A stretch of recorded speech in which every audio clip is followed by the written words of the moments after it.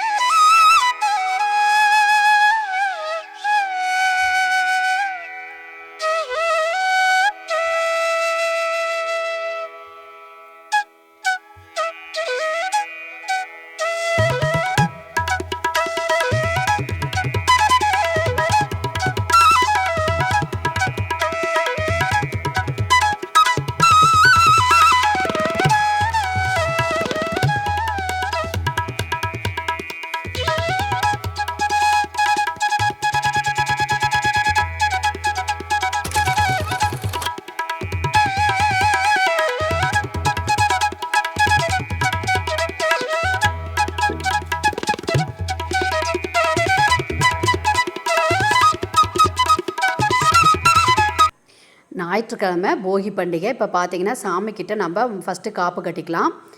அப்புறம் பார்த்திங்கன்னா நம்ம சாமிக்கிட்ட பார்த்திங்கன்னா அவரைக்காயும் நம்ம சக்கரவள்ளி கிழங்கும் வேக வச்சு சாமி கும்பிட்டுடலாம். இப்போ பார்த்திங்கன்னா அடுப்புக்கு நம்ம காப்பு கட்டிக்கலாம். இப்போ அடுப்பு இதெல்லாம் மேலே விளக்கி வச்சுருக்கோங்க, அதனால் ஒரு அடுப்பு மட்டும் வச்சுருக்கோம். அப்புறம் பார்த்திங்கன்னா ஆட்டுக்கல் அம்மிக்கல்லுக்கு நம்ம வீட்டு நிலவுகளுக்கு வீட்டை சுற்றியும் கார்னருக்கு எல்லாத்துக்குமே நம்ம காப்பு கட்டிடலாம். இது பார்த்திங்கன்னா நைட்டு நான் வலிச்சு விட்டேன். உங்களுக்கு இருட்டில் நான் சரியாக காட்ட முடியல, அதனால் அவுட்புட் எப்படி இருக்குதுன்னு நான் பகலில் உங்களுக்கு ஒரு வீடியோ எடுத்து காட்டலான்னு. இதே மாதிரி தாங்க நான் மஞ்சள் கலரில் ஜிலேபி பவுட்ரு வாங்கி நான் பெயிண்டில் மிக்ஸ் பண்ணி அடிச்சிருவேன். நல்லா டார்க்காக இருக்கும். 1 இயர் ஆனால் நல்லா பளிச்சுன்னு இருக்கும். அப்படியே எல்லாருமே அவங்கவுங்க வீட்டு வாசலில் பாருங்கள், ஆப்போசிட் வாசல்லையும் வலிச்சிருக்கிறாங்க. அதனால் எல்லாருமே இப்படி நியாயம் பேசிட்டு ஜாலியாக வலிச்சு விட்டோம் இன்றைக்கி ஃபுல்லாக. அவ்வளோதாங்க, சாமி கும்பிட்டா போகி பண்டிகை முடிஞ்சது. இப்போ நம்ம வீட்டை சுற்றியும் 4 மூலையிலையும் நம்ம காப்பு கட்டிடலாம். அவ்வளோதாங்க, நம்ம இப்போ சாம்பிராணி புகை போட்டு சாமி கும்பிட்டுறலாம். கும்பிட்டாவே நமக்கு போகி பண்டிகை முடிஞ்சது. இப்போ பார்த்திங்கன்னா கரும்பு தாங்க வாங்கிட்டு வந்து வச்சுருக்கோம். நம்ம வீட்டு வாசலில் பொங்கல் வைக்கிறதுக்கும் எங்கள் மாமனார் மாமியார் ஃபோட்டோவுக்கும் நாங்கள் கரும்பு வெட்டி தான் சாமி கும்பிடுவோம். அதனால் அதுக்கும் சேர்ந்து தாங்க கரும்பு வாங்கிட்டு வந்துருக்கோம். இப்போ பார்த்திங்கன்னா போகி பண்டிகை நைட்டு நம்ம வீட்டு வாசலில் கோலம் போட்டுக்கலாம். லைட்டாக தண்ணியை ஸ்ப்ரே பண்ணி விட்டு நம்ம கோலம் போட்டுட்டோம்னா விடிஞ்சி பொங்கல் பெரும்பொங்கலுக்கு நம்ம ரெடி ஆயிடலாம். எல்லாருமே இப்போ நான் ஃபஸ்ட்டு ஆரம்பிச்சிட்டேங்க. இப்போ பார்த்திங்கன்னா எல்லாம் அவங்கவுங்க வீட்டு வாசலில் ரெடியாக இருக்கிறோம். நைட்டு பேசிக்கிட்டே ஜாலியாக கோலம் போடுவோம்.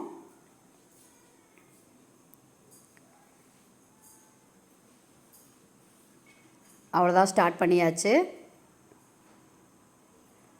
இதோ எனக்கு தெரிஞ்சது நம்ம சிம்பிளாக போடலாம் அப்படின்னு போட்டேங்க. அப்படியே கோலத்தை போட பெருசு பண்ணிக்கிட்டே வந்துட்டேன். அப்பப்போ அப்படியே கலர் கொடுத்துக்கிட்டும் வந்துட்டோம். ஏன்னா நம்ம பெருசாக நம்ம உள்ளே கலர் கொடுக்க கொஞ்சம் கஷ்டம்னு கலர் கொடுத்துட்டு அப்படியே அவுட்லைன் பண்ணிகிட்டே வந்தாச்சு.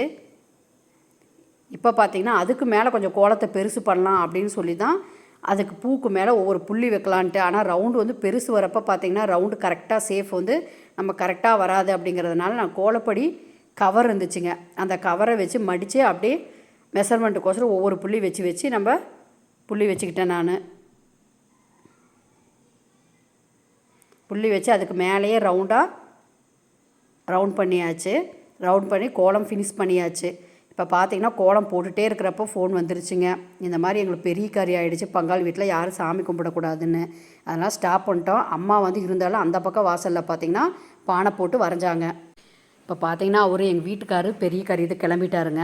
எனக்கு கூப்பிட்டாங்க, எனக்கு கொஞ்சம் உடம்பு ரொம்ப டயர்டாக இருக்குன்னு, அதனால் அவர் மட்டும் கிளம்பிட்டார். அம்மா அப்பாலாம் நான் வேறு இங்கே கூப்பிட்ருக்கறனால சரி நோம்பினாலும் என்ன பண்ணுறதுனாங்க நம்ம வெஜிடபிள் பிரியாணி தான் செய்யலான்ட்டு டக்குன்னு செஞ்சுட்டேங்க.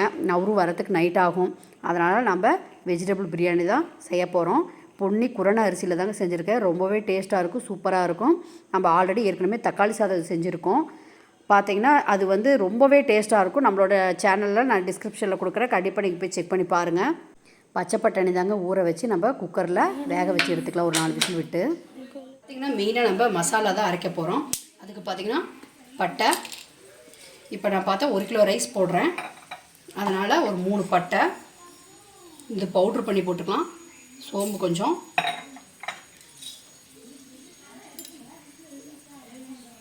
கிராம்பு,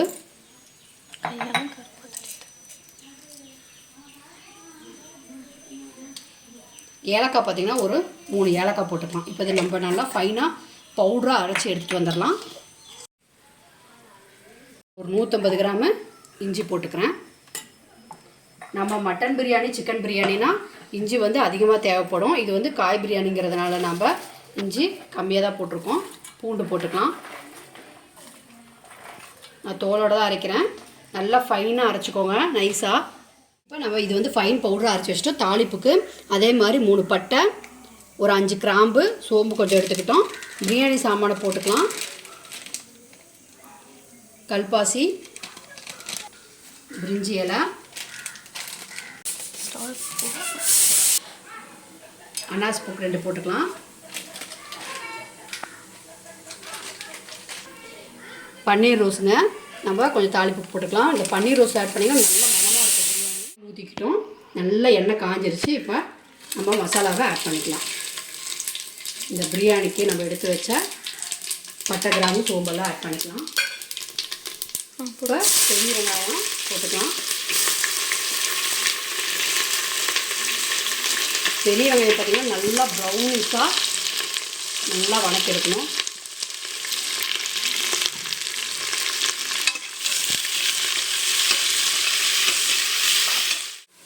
வெங்காயம் பார்த்திங்கன்னா இந்த அளவுக்கு நல்லா வணங்கணும். இந்த ஸ்டேஜில் பார்த்திங்கன்னா நம்ம ஒரு ஸ்பூன் நெய் ஆட் பண்ணிக்கலாம். நல்லா மணமாக இருக்கும். இப்போ பாருங்கள் ப்ரௌனாக நல்லா வெங்காயம் வணங்கிருச்சு. இப்போ இந்த ஸ்டேஜில் நம்ம இஞ்சி பூண்டு பேஸ்ட்டு போட்டுக்கலாம்.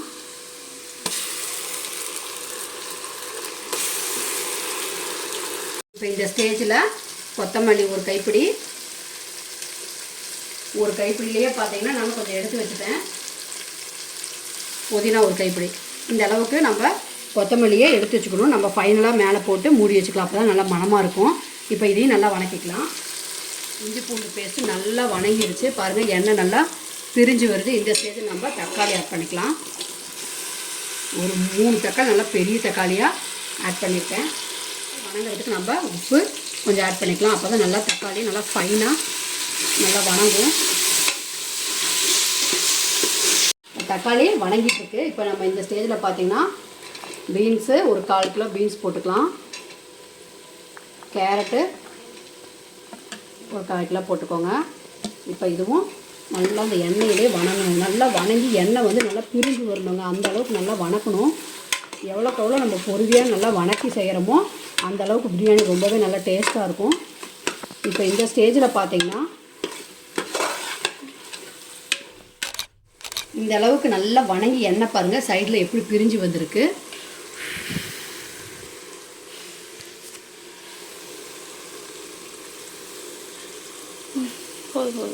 இப்போ பார்த்தீங்கன்னா நம்ம அரைச்சி வச்ச மசாலா தூளை ஆட் பண்ணிக்கலாம். பட்டை, கிராம்பு, ஏலக்காய் அரைச்சோம்ல அந்த பவுடரை ஆட் பண்ணிக்கலாம். இந்த பவுட்ரு இப்படி இந்த ஸ்டேஜில் ஆட் பண்ணுறப்ப பார்த்தீங்கன்னா நல்லா ப்ரௌன் கலரில் வரும் பிரியாணி.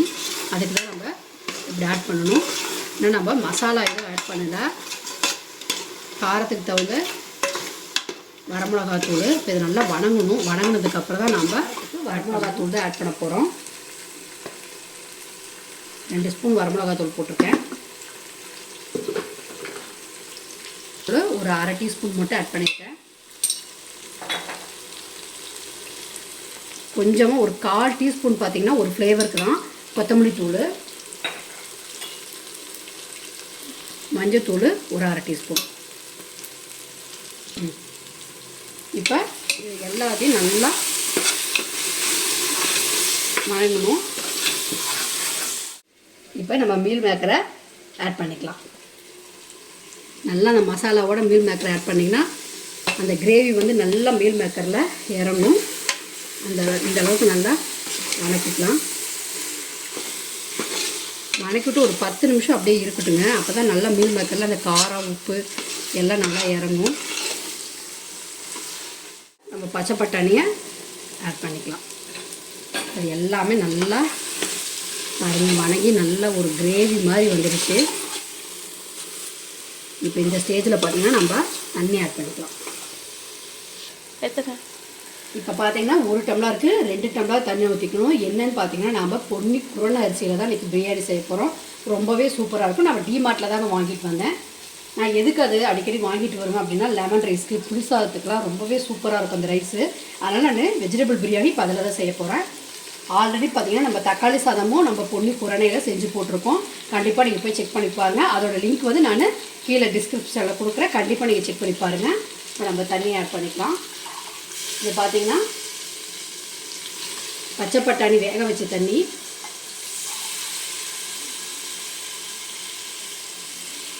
இதில் தான் நான் 1 டம்ளர் அரிசி எடுத்து அந்த 1 டம்ளர் 2 டம்ளர் தண்ணி. இப்போ பார்த்திங்கன்னா நம்ம ஆல்ரெடி காய் வணங்குறப்போ உப்பு ஆட் பண்ணியிருக்கோம். இப்போ பிரியாணிக்கு தகுந்த நம்ம உப்பு போட்டுக்கலாம். ஒரு கொதி வரட்டுங்க. இப்போ நல்லா கொதி வந்துச்சு. இப்போ நம்ம அரிசியை ஆட் பண்ணிக்கலாம்.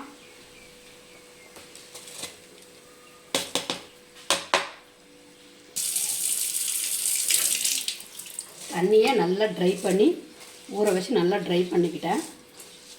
இந்த ஸ்டேஜில் பார்த்தீங்கன்னா நல்லா கலக்கி விட்டுட்டு உப்பு காரமெல்லாம் கரெக்டாக நீங்கள் டேஸ்ட் பண்ணிக்கோங்க. உப்பு வந்து நல்லா நாக்கில் பட்டால் சுருன்னு உரைக்கணும்.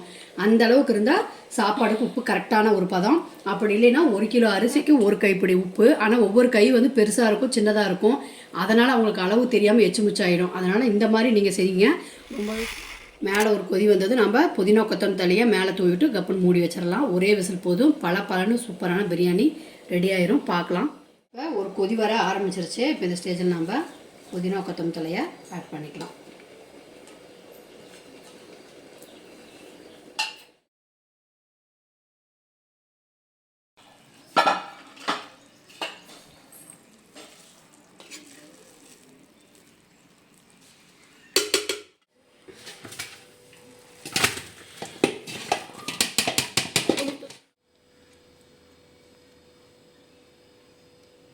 நெய் ஒரு 1/2 டீஸ்பூன் ஊற்றிக்கோங்க.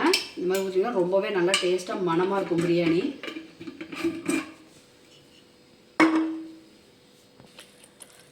கொஞ்சமாக சும்மா இந்த அளவுக்கு லெமன் புழிஞ்சிக்கலாம்.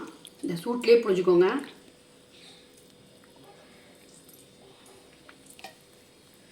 அவ்வளோதான். நம்ம சாதத்தை இந்த மாதிரி நம்ம ஒரு நிறைய ஆக்கிறப்ப ஒரு குண்டால கொட்டி இந்த மாதிரி கலர்னிங்கன்னா சாப்பாடு பார்த்திங்கன்னா இந்த மாதிரி உதிரியாக வரும்.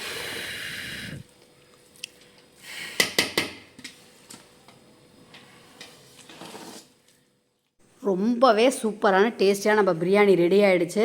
இப்போ நல்லா சுட சுட போட்டு நம்ம ஒரு வீடியோ எடுத்ததுக்கப்புறம் சூடாக சாப்பிட்ணுங்க. செம்ம சூப்பராக இருக்கும். கண்டிப்பாக நீங்கள் ட்ரை பண்ணி பாருங்கள். ட்ரை பண்ணி பார்த்துட்டு எப்படி இருக்குது நம்ம கமெண்ட் செக்ஷனில் சொல்லுங்கள். உங்களுக்கு இந்த வீடியோ ரொம்ப பிடிக்கும். லைக் பண்ணுங்கள், ஷேர் பண்ணுங்கள், சப்ஸ்கிரைப் பண்ணுங்கள். மறக்காமல் பெல் ஐக்கானை கிளிக் பண்ணுங்கள்.